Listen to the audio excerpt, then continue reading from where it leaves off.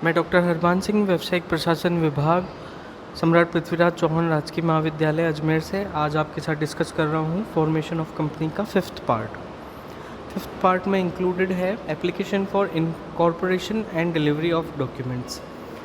यहाँ पर ध्यान देने वाली बात यह है कि कंपनीज एक्ट 2013 में जो एक्ट है उसके जो प्रोविज़न्स हैं वो अलग हैं और जो डिफरेंट फॉर्म्स हैं, चाहे वो इनकॉर्पोरेशन के लिए जैसे कि INC 11 है, वो एक सेपरेट सेट ऑफ एक्ट में दिया गया है। आप उसको सेपरेट सेट ऑफ एक्ट कह लीजिए या फिर सेपरेट सेट ऑफ फॉर्म्स कह लीजिए, जो कि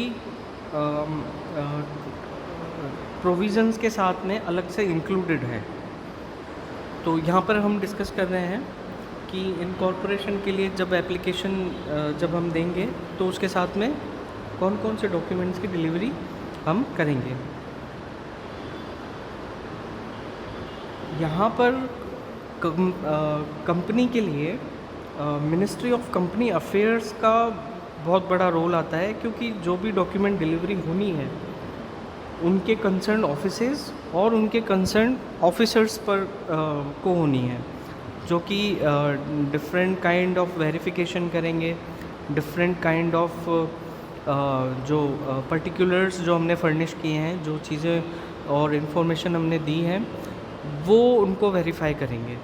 तो यहाँ पर सबसे पहले है notice of address for communication. यहाँ पर जो एड्रेस फॉर कम्युनिकेशन है वो दिया जाना है। Next is memorandum of the company. Memorandum of association जब हम बनाएंगे तो वो हमको फर्निश करना होगा। उसके बाद में आता है approval of sectoral regulators. Sectoral regulators का जो अप्रूवल है वो अपने लास्ट पार्ट में भी डिस्कस किया था। इनका ये जो रेगुलेटर्स हैं डिफरेंट सेक्टोरल, जो कि पर्टिकुलर गवर्नेंस के लिए बनाए हुए हैं, उनका अप्रूवल लेना बहुत मैंडेटरी हो जाता है। जब तक इन रेगुलेटर्स का अप्रूवल नहीं मिलता है कंपनी अपने ऑपरेशंस को स्टार्ट नहीं कर सकती है। देन क्योंकि मेमोरेंडम बन चुका है तो जो आर्टिकल ऑफ एसोसिएशन है वो भी उसको फर्निश करना होगा। और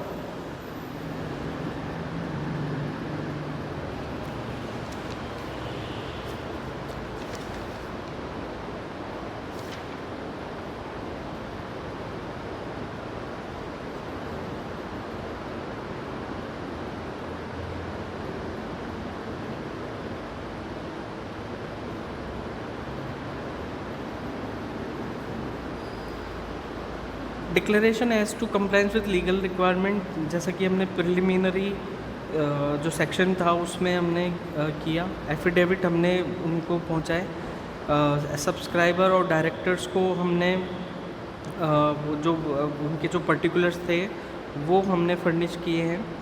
फिर जो कंसेंट है वो हमने डायरेक्टर से मांगी। तो उन सब डॉक्यूमेंट्स को कंपाइल कर अथॉरिटीज़ तक पहुंचाना वो बहुत ज़्यादा इम्पोर्टेंट हो जाता है।